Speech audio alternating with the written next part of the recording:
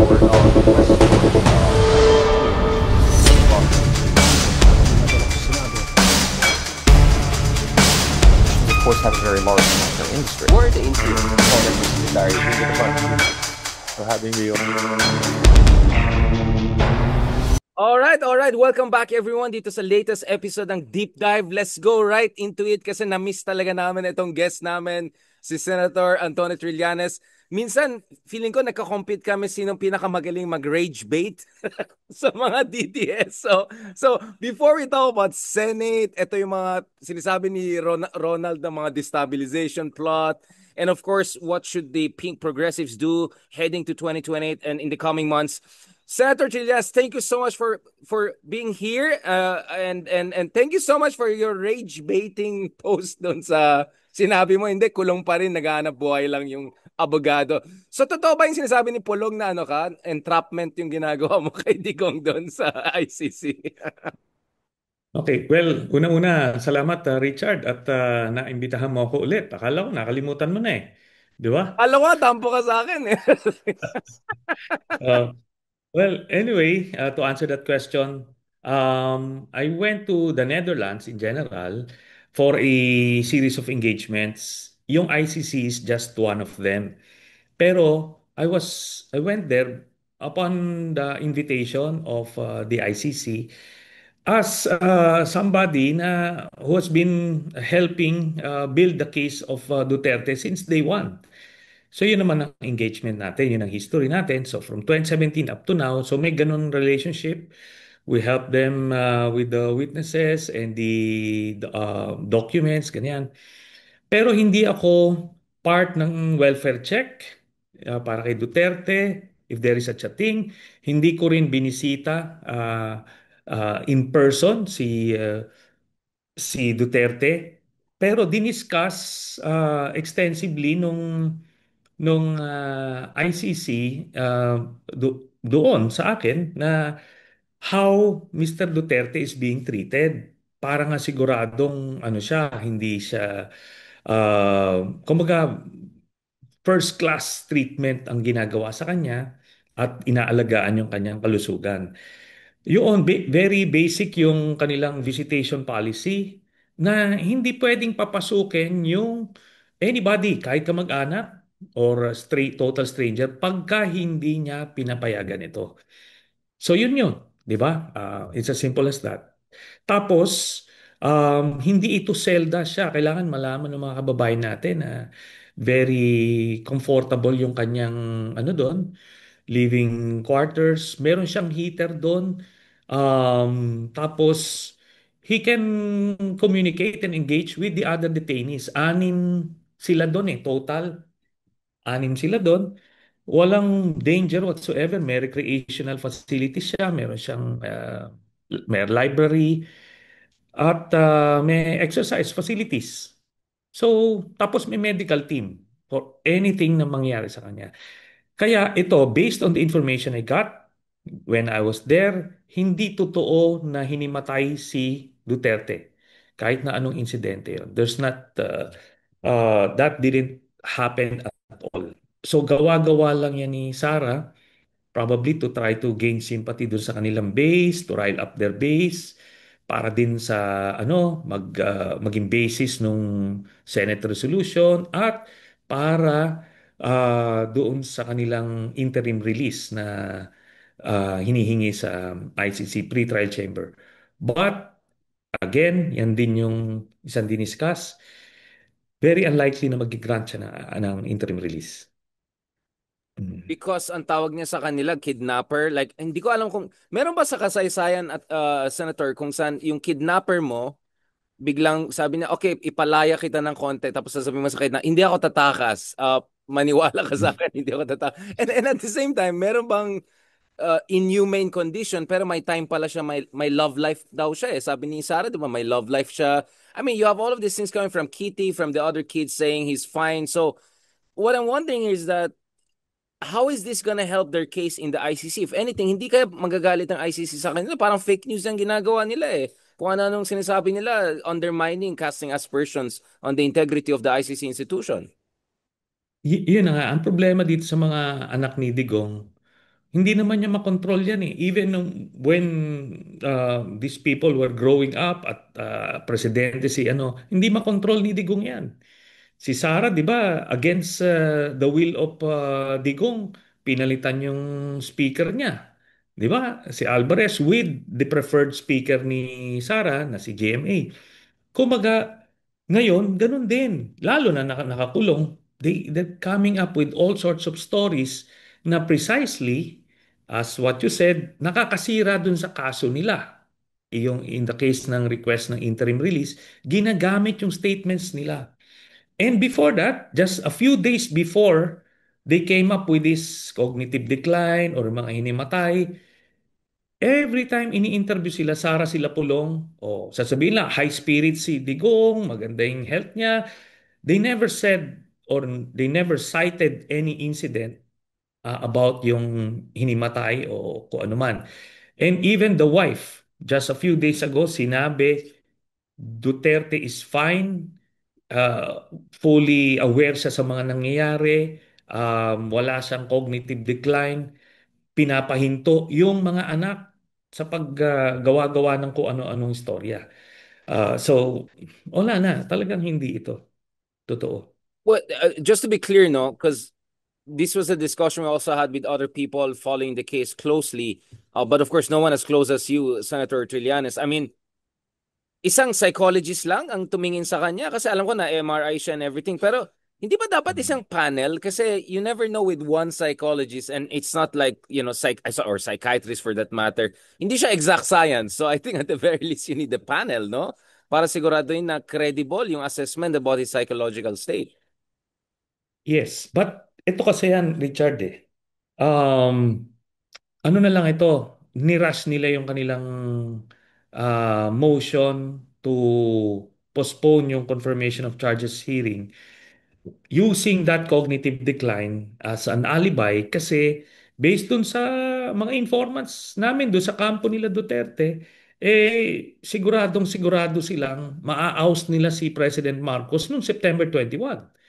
And kung natuloy o na si Sara yung presidente, they will now make sure na walang testigo makakapag-testify, yung mga documents, kung ano mang gagawin nila to sabotage the case. So kung hindi siya na-confirm yung charges niya, masustol yung hearing, that's going to be favorable to them, at least in their minds. Kaya nila, they came up with that. So ito ngayon, psychologist yung kinuha nila. Kaya nga, ano nung when I was still there, meron siyang he was undergoing medical evaluation. And sa palagay ko, matatapos na yon or tapos na.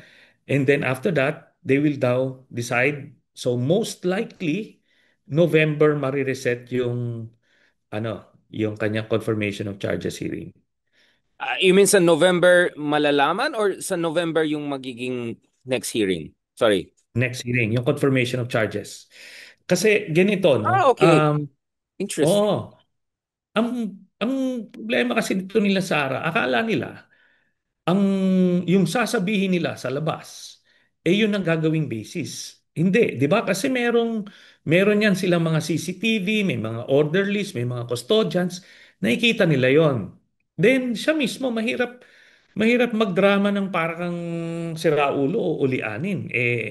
Sa sa daldal niya ni Digong every time na bibisita. And by the way, speaking of that, yung visitation privileges niya, walang limit sa family. Walang limit. Tapos pati yung conjugal visits. Oo, walang limit din. I mean, like So, bottomless iced tea, like they can come anytime, ganun. no. May isang conjugal room. Kaso, pinagshare niyan with the other detainees. Kaso, the others, hindi naman perming nandiyadyaan yung bisita. So, pag nababakante, every time bakante yun, pwedeng gamitin. Pwede nilang i-request. Ganun ka ganun kaluwag para sa kanya. And may 24/7 access sa phone. Pwede niyang tawagan Oh, si by the Sara phone. anytime. Wow. Oh, Okay. by the phone. Oh, hindi to minomonitor. So, imo-monitor lang naman 'yan the moment merong report sa kanila that Duterte is using it for, Operations. let's say, Yeah. operations Special ops. dito Yeah. ng extra-constitutional kung ano man.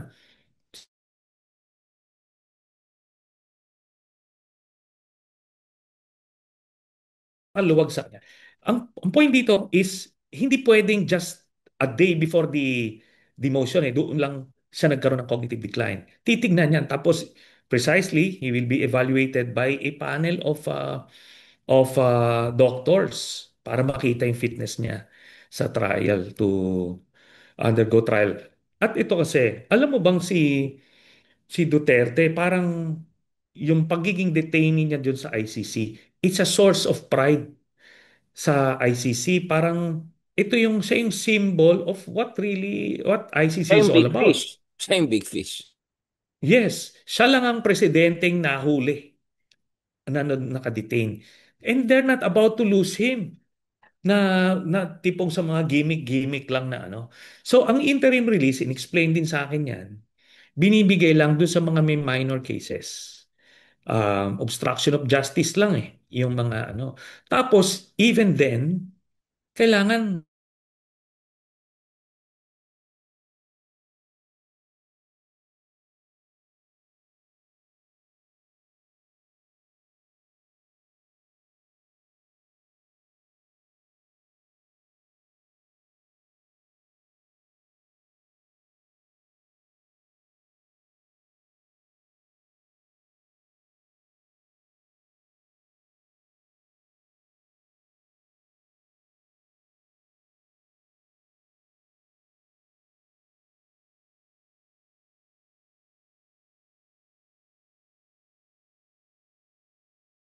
Yeah. So, Senator, sorry, we lost you sandali lang. Ang ganda kasi ng quality ng video mo HD 4K. So, baka that affected.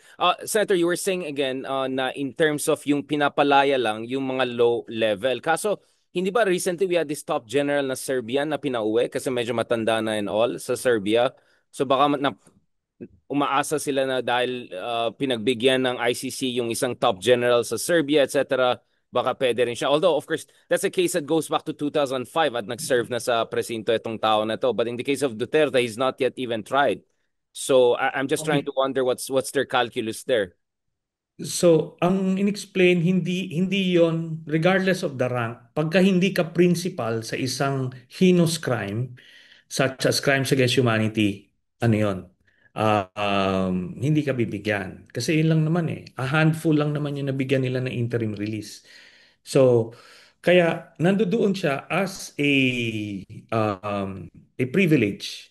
Kumbaga, nakalagay siya sa provisions ng ICC, but case-to-case basis yun. In the case ni Duterte, ikaw yung principal sa crimes against humanity, malabo ka na. Tapos, in terms of age, may mga ano doon, kumbaga much older than him, hindi binigyan, di ba? Tapos, kumbaga ang daming, ano, So kumbaga, malabo hindi yung siya- situation niya. Yeah. yes, and wala pang doon based doon sa information I got when I was still there, wala pang bansa na nag-signify ng willingness to host him sa interim release. Kasi yung Pilipinas, being a non-member, hindi tayo eligible, hindi tayo qualified. Kaya kahit maglulupasay itong mga Duterte senators, na bring him home, hindi yan pakikinggan, no? Kaya wag nyo nang paasahin yung mga Duterte supporters, talagang hindi na siya babalik dito sa Pilipinas. Pero gusto ko lang palagi itong sinasabi, Richard. Si Duterte is detained sa ICC because nung siya ay mayor at nung presidente, inabuse niya yung kanyang power at nag-utos ng pagpatay ng libo-libong mga Pilipino. Ngayon, lahat tayo, whether Duterte supporter ka o hindi, lahat tayo alam na nangyari yan. Totoong nangyari yan. We were alive that time. Conscious na tayo doon. At bawal yun. You cannot do that. You cannot abuse your power. At papatayin mo yung without any due process. So, yun ang krimen niya. Dito sa ating nga, pag isa lang na mag-mastermind ka na magpautos ka na magpamatay ng isang tao, kulong ka na habang buhay eh. Ito pa, on national TV, he was saying that, tapos in-execute nila Bato, nila Bongo, thousands died in the process. So, yan. Ngayon ng ICC, hindi rin yan basta-basta mag-file ka ng communication doon, then mag-issue sila ng warrant. No. Talagang very thorough yung kanilang investigation, yung threshold nila ng evidence, napakataas, certainty of conviction. That's why it took them 8 years bago nag-issue ng warrant. Sa madaling salita, merong ebidensya silang nakuha kaya nag-issue ng warrant at kaya nakakulong si Duterte. Wag na wag niyong iisipin na inosente siya yung kaaawaan kasi hindi po santo si Duterte, siya ay kriminal, no? At yun ang dahilan kung ba't siya nakakulong. Hindi po natin prinaject yan ng politika lamang. Which obviously brings us to the next question, Senator. Thank you for that contextualization. Eto na, medyo matagal na natin sinabi, pero last time naman we turned right. So ang narinig ko is, you're expecting early next year, yung kila, not only Bato, but you're expecting even Bongo potentially facing a warrant of arrest? Okay. Si Bato, gumugulong na yung sa kanya. Latest na is yung early next year. Latest na yung early next year. It may happen towards the end of the year. Yung kay Bato.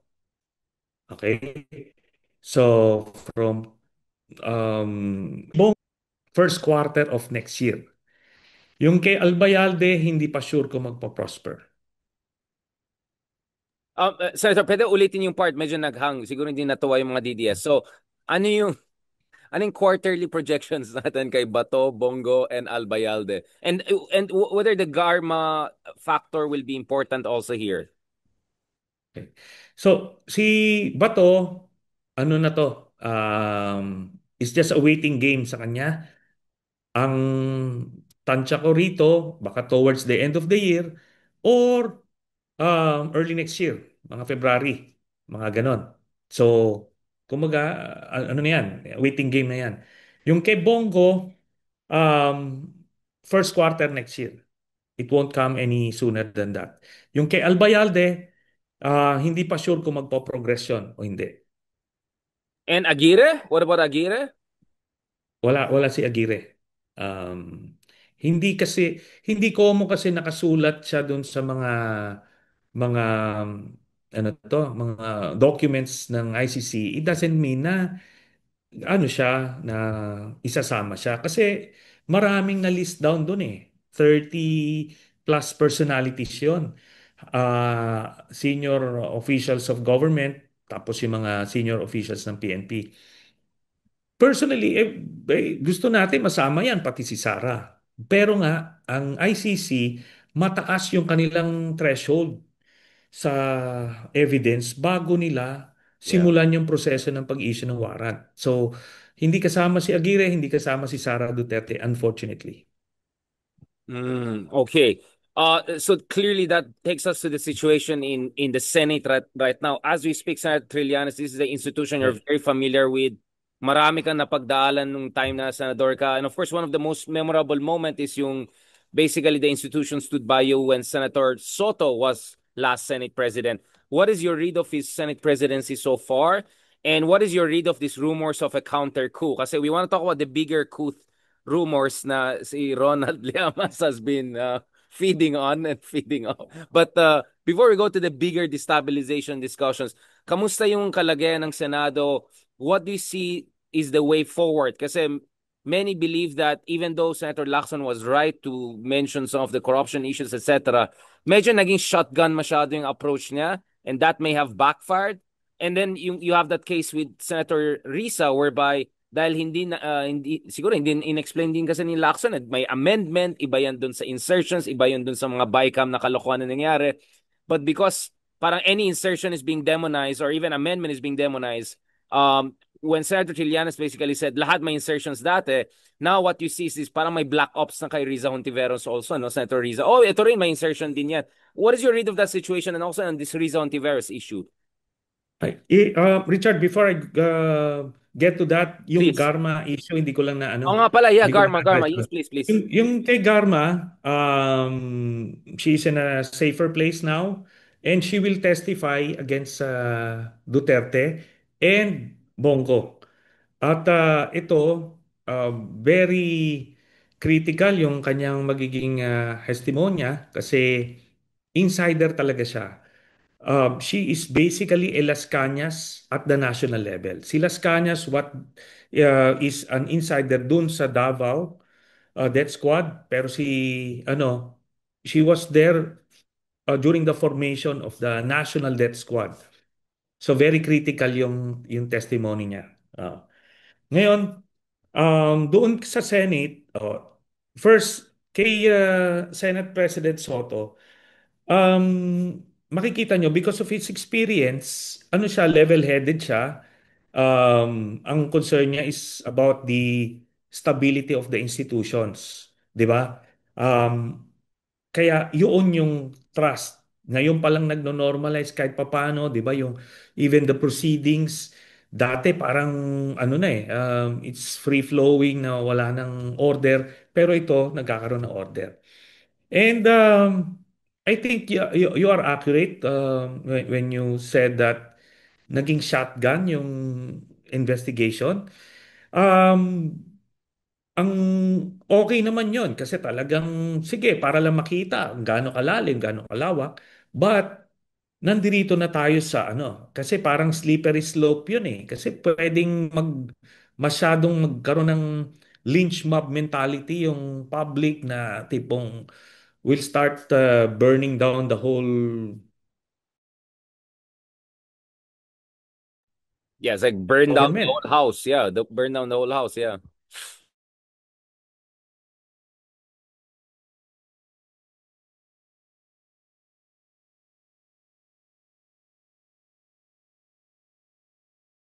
So, ang nangyari, since shotgun yung approach nung una, it's not necessarily wrong.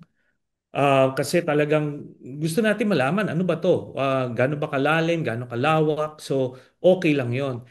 Pero at some point, nawe-weaponize nung mga kalaban ng administrasyon. So, they're trying to control the narrative na ang mangyari nito, nagiging destabilization ang effect. And that's necessarily, and that's, exactly what they want. Gusto nilang mag-sow ng chaos para gumuho yung buong administrasyon, yung buong ano natin, democracy. So, for some, parang sige, parang kung sinong may kasalanan, kung lahat, di sige, parang reset. In theory, okay yan. 'Di ba? At one point in or 2 points in my life, dinesire natin namin yung reset na yan.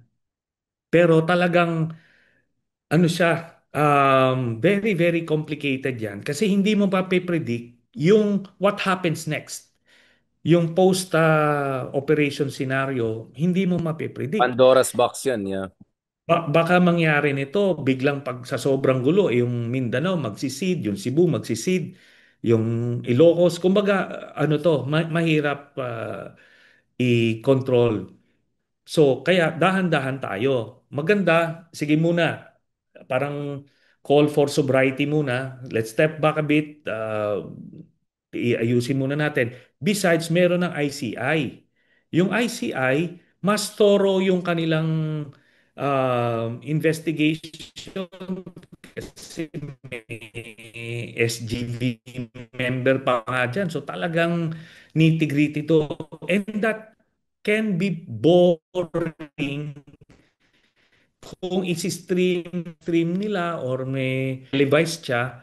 Pag televised kasi siya, ang mangyayari nito, um, makakaapekto sa performance nila magiging madadala sila kung saan gusto ng public. Whereas, kunyari, parang yung deliberation sa Supreme Court, bakit hindi ba natin tinetelevise yun? Para freely they can say what they want to say, kung ano bang, ano, without external pressure. or external stimuli, parang hindi sila performative, kumbaga talagang kung anong dapat. Ganon din dito. Kailangan lang natin maging patient. Pwede naman kasi magkaroon ng weekly um, press briefings para malalabas nila, ma-inform yung publiko. Pero this time, mas ano na, um, mas systematic yung approach. Yun naman yon. So pwede na mag-step back yung Senate. Yung Senate naman, ando dun yun. Especially under nung kay Senator Lacson na, nabigyan ng information yung publiko when hindi pa na-form yung ICI. Yung may vacuum pa, so napunuan naman yon. Pero since nandito na yung ICI, uh, running na siya after 2 weeks, so pwede na mag-step back. Tama lang. And yun nga, you'll have to credit that dun sa ano ni Senator experience ni Senator Soto, Senate President Soto, and ni Senator Lacson kasi sila yung mga seniors diyan kahit papaano ma-steer nila into the right direction. Pero si Senator Soto nararamdaman niya yung pulso din ng mga ano niya, ng mga kasama niya, 'di ba? So, 'yon. Now, let's go to Senator Risa. Alam niyo ang bottom line dito, nangurakot ba si Senator Risa o hindi? Na-mention ba siya ng mga witnesses na eto sige nito, nabigyan ko ng pera, ganun? Wala. Doon na lang tayo tumingin kasi yung mga nuances ng amendments, insertion, magulo yan. Kasi alam nyo, sa budget deliberation at hindi lang yon, even sa legislative process, merong period of amendments. Meron talagang, pag nakita mong, teka, sobra yata dyan o kulang dyan, kunyari, remember nung ginawa nilang 1 peso yung pondo ng CHR, Si Marcoleta. remember that time? Oh, ni-restore. Yes, oh. Yung karoon ng amendment, ni-restore. Oh, may amendment ako. Ni-restore ko yung pondo ng CHR. Pero dito sa lynch mob, cancel culture mindset that we have right now, parang, hindi, may amendment ka. Regardless whether ni-restore mo yung CHR budget o hindi, parang kailangan ka na i-crucify. Hindi.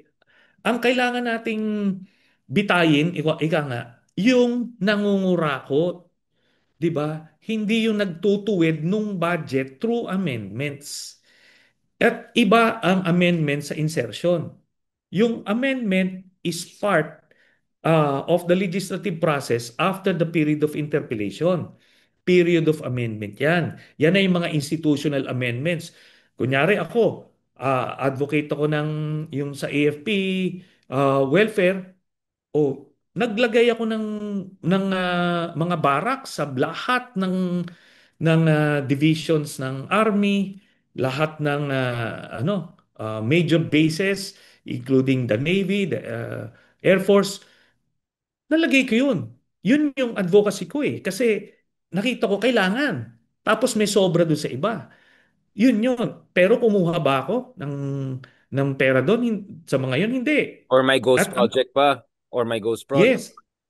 Ang proof diyan kasi for 6 years ni Duterte, sa galit niya sa akin, inusisa nila lahat 'yan. Pero wala naman sila nakita. Alam nila that I don't touch those kumaga advocacy projects. Ganon din kay Senator Risa. Yan, siya yung champion nung sa PhilHealth. 'Di ba? Kaya nga nung tinanggal yung sa PhilHealth budget, she voted no. She voted no na nga Tapos, bottom line, meron ba na district engineer dyan o kung sino, kontraktor nagsabi na binigyan ko si Senator Risa ng pera? Wala. So, kumaga, ano na tayo, let's step back a bit. Anuhin natin yung cancel culture mindset na yan na parang, ito, lahat kayo, lahat kayo. No, hindi lahat. Medyo merong witch hunt na matinong nga siya eh. Medyo witch hunt na nga siya. But Senator, what do you think of yun the siya, Anthony precisely. Taberna? Anthony Taberna parang singling out Risa. I mean, and then I am not sure he really explained yung difference ng amendment sa insertion, sa BICAM, yung mga ganun. Anong basa mo sa mga ganyan na journalism? Eh maliwanag naman na special project 'yon, 'di ba? May 24 senators doon. Bakit siningle out si Risa? Tapos bakit yung iba ini-mention wala? Ano 'yan? That's ang tawag diyan special operations, no? So ngayon, itong kay Senator Risa, pag tinignan mo, anong basis ni Anthony Taberna? Meron bang official document na nagsabi na merong insertion?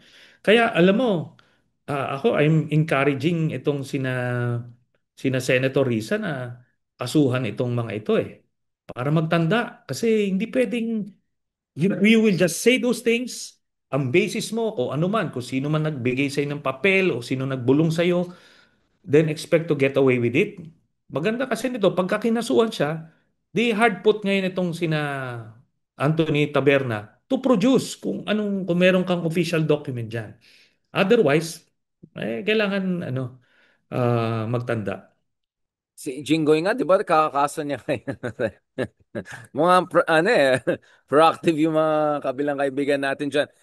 But Mm. Sarah, before we go to the last part of this discussion about moving forward, anong dapat gagawin ng progressives among others, just to be clear, hindi ko, I'm not throwing Ronald Llamas under the bus. I think I definitely there's a basis to what he's saying. Pero from your understanding as someone who well, I mean, as you mentioned, twice you tried to reset the boot, but someone from a military background and information and intel, how serious Mhm. was that threat? Well, Manny Mogato also wrote something about that. So, like, how serious was the destabilization plot? Sabihin kasi pagka ganyan, you have to err on the side of caution You have to take it seriously. So it was serious. But ano ba? Did it reach that level na talagang ano na the tanks were about to roll? Wala pa naman, di ba? At yung EDSA 2 scenario, hindi pa naman kasi walang trigger, ano? Walang second envelope incident. But the political enemies of the administration, the Dutertes in particular, are constantly creating or looking for that trigger para nga to justify any military intervention. So, in that sense, kailangan seryosohin to at bantayan kasi yung kalaban constantly kumbaga, they will take every opportunity na makikita nila to grab power. So, ganun lang yon. Pero the AFP, masasabi natin, the leadership, ikakategorize natin, the AFP leadership, ano sila, no? They're very much loyal to the Constitution, the chain of command. They're trying to mute out the kumaga the static or the political um, issues. Pero yung mid-ranking hanggang junior officers, ano sila, focus sila sa trabaho nila. They will follow the chain of command and they're free to express yung kanilang opinion. Pero kailangan may linya yan if they start to express political views, ano yan, bawal yon, di ba? Bawal yon. But by and large, ano siya, stable ang sa AFP. Walang recruitment na nangyayari sa mid-ranking and junior officers. Kasi nung panahon namin, that's what we did. Ano? Doon kami nag-recruit. When you have the time to plan, yun ang ginagawa. Yung mga panahon nung mga coups nung panahon ni the first Aquino administration, ganun din. Yeah. Pero ngayon, ang model nila is the EDSA 2. So kaya naghanap lang ng Yung withdrawal of political, support, yeah. yes, political crisis, then they will pressure the AFP leadership to withdraw their support. So, Right. yun yung template. And ano, Right. yeah. No, sorry, I want to ask you on that because we just have some colleagues here in Oxford who were talking about Nepal, yung case ng Nepal. Apparently, pati yung mga ordinaryong opisina tinatarget ng mga supposedly revolutionaries, yung pala, ito yung mga kurakot na politician na pinapasunog lahat ng dokumento para hindi sila mahuli. In short, sinakyan nila yung legitimate na revolution. Although, of course, we don't approve of them also targeting yung parliament, ganito, ganyan. Which makes you wonder, yung sa Menjola, was that a kind of an experiment by some groups, hindi lahat, no? To see whether they could weaponize this to create chaos to distract from them. I'm not saying mga contractors, I'm not saying mga corrupt ng politicians, but that is a scenario we cannot discount, di ba? Yes, that's precisely what happened. No, nung pinaplano yung Luneta rally, maraming may gusto na sumakay doon at i-hijack yung yung rally para maging ouster call. Kaso the organizers were able to preempt that. Eventually, may humiwalay no doon sa People Power Monument. Tapos nagkaroon ng message discipline na ito, this is an expression of grievances of the people at hindi ouster call. So yung sa Luneta naka-ano na no? Operation 'yon. You don't just do that na yung meme naka-ano kayo, prepared sila eh. They were agitating the law enforcers kasi kung may magkamali at maging trigger happy parang that's the next call, parang alam mo yon, bad optics yon sa international community. They will project na oy gulo-gulo na, so the international community will apply pressure, suddenly the investments will stop coming. Parang yun yung pinakang sabotage nun. And exactly, that's ano, kung ano yung basa mo, ganun nga yung nangyari. We're going to the last part, but I just want to mention, I just wonder, is Remulla as the ombudsman potentially the game changer to kind of de-escalate the situation? Kasi ano na, nagiging sarsuela na. She's attacking Romualdez, pinapasapi na yung Congress, next thing you know. Like that was getting out of control. Pero ngayon parang nagda-die down yung tension potentially and baka Deus Ex Machina yung ombudsman. I mean, do you see that as a potential way to bring down tensions? Before we talk about ano naman ang gagawin sana ng mga kasama natin ng mga progressives na neither team kadiliman nor kasamaan? Well, ordinarily, kung under normal conditions, kumbaga kung ano lang ito, spontaneous lang ito, magde-de-escalate. Pero kasi, as I mentioned, merong interested parties dito to want to sow chaos, ano? Kaya hindi to magde-de-escalate just because we have a new ombudsman. And in fact, yan na ngayon yung next ano nila, um, battleground nila kasi ito pagka wala na silang protection wala na yung ano nila appointed nila na ombudsman. So ito na ngayon, that's now an area of concern. So baka mas meron silang motivation to sow chaos kasi yan na iba yon. But sabi ko nga as regards si the new ombudsman na Boying Rimulya, nakita naman natin na he demonstrated some talagang guts to pursue yung mga cases na kung walang gravitas yung Secretary of Justice hindi ipo-pursue yun. So I'm sure it's not perfect. Nobody is. But based dito sa mga current ano natin, political environment, I think he would be the ideal ombudsman at this time. Yung may gravitas, he's no pushover. So, he will pursue ano kung anong nararapat. Yun. And last part, Senator, what should the I mean, basically, third force na ba ang Pink Progressive Movement? Kasi grabing show of force, di ba? During September 21, yun ang pinakamalaki, very well organized, very peaceful. Talagang show of force yun eh. What should happen moving forward? Both in terms of Project 2028, meaning making sure we get the next good president. You believe someone like Rizal Ontiveros should be there. And at the same time, also in the meantime, siguraduhin natin maayos yung anti-corruption investigations at hindi ito ma-hijack ng mga team kadliman. Let's just say na mayroong opportunity. At nakikita natin apat yung factions, no? Apat. So, yung Pinks, yung Dutertes, yung Marcos base, and yung mga non-aligned, di ba? Yung mga non-aligned, sila yon. Ngayon, lahat yon pag-aagawan. But we should not rule out any scenario that it will be a Duterte and anti-Duterte battle in 2028. Kaya I think mas maganda na gano'n eh ang maging linya para mas formidable. Now, ako as I mentioned in so many vlogs na si Senator Risa would be the ideal champion for that and to represent especially itong mga ganitong mga pangyayari at she has demonstrated, nakita mo na titindig siya sa harap, sa battlefield, ando doon siya sa front lines, talagang sinusuwag niya yung mga ano. And yun yung mga kailangan na leader natin, yung advocate and yung may reformist agenda.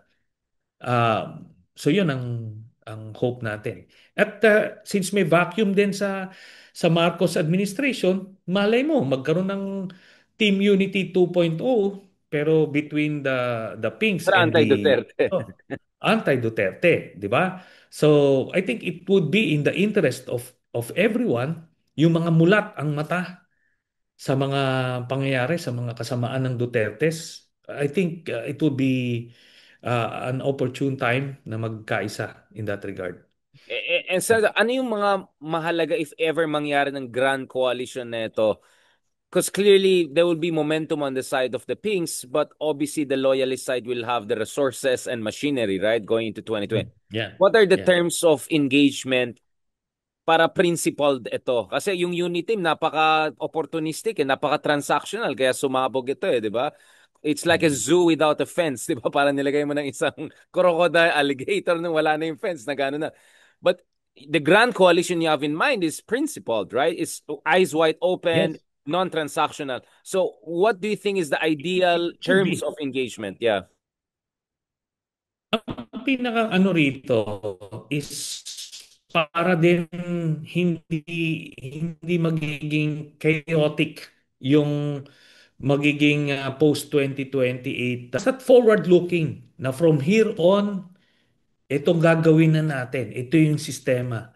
Kumaga, yung singilan, mga past, mga ano man, historical, importante yun for some, but in the interest ng survival ng ating demokrasya, ang prioritize natin yung moving forward, how we strengthen the institutions, how we make sure na hindi na mangyari itong mga nakawan na to, at yung mga maayos na public servants ang mahalal.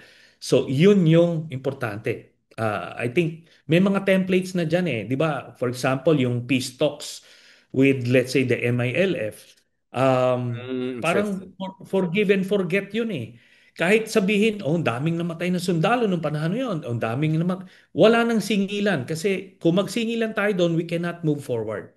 So, i-ano natin yon, importante yon. Let's just find ways kung paano yung reparations for both sides. Then, we move forward. Ganon din dito. Kailangan ganon yung mindset na forward-looking tayo, aayusin natin institutions together. So even the Dutertes, hindi sila mananabutahe from the get-go knowing na ano sila. Siyempre, meron yung mga nakabinbin na, hindi naman pwede arborin yun. Di ba? Yung mga gumugulong na yung hustisya, yun na yun. Pero yung magfo-fault find tayo from the start, mahirap yun. Hihilain tayo ng pababa kasi talagang sadly, ano na medyo ano na, uh, kumbaga talagang predominant or prevalent, Hey. endemic ang corruption. Yes, Senator. Thank you so much, Senator. On that very constructive note, I always love it when we are in our constructive note. Thank you so much, Senator. So many people have missed you. We're so glad to see you back. I mean, you were always in action, but back in action in the public, back in the country. So kami ni Ronald, nami-miss ka namin eh. So happy to have you back, Senator Trillanes, and looking forward to more of this discussion and to continue this constructive mode of discussion over very contentious issue. Yes, Maraming yes. salamat, Senator. God bless. Mabuhay ka. Maraming Ingat ka. salamat. And talk to you soon. God bless.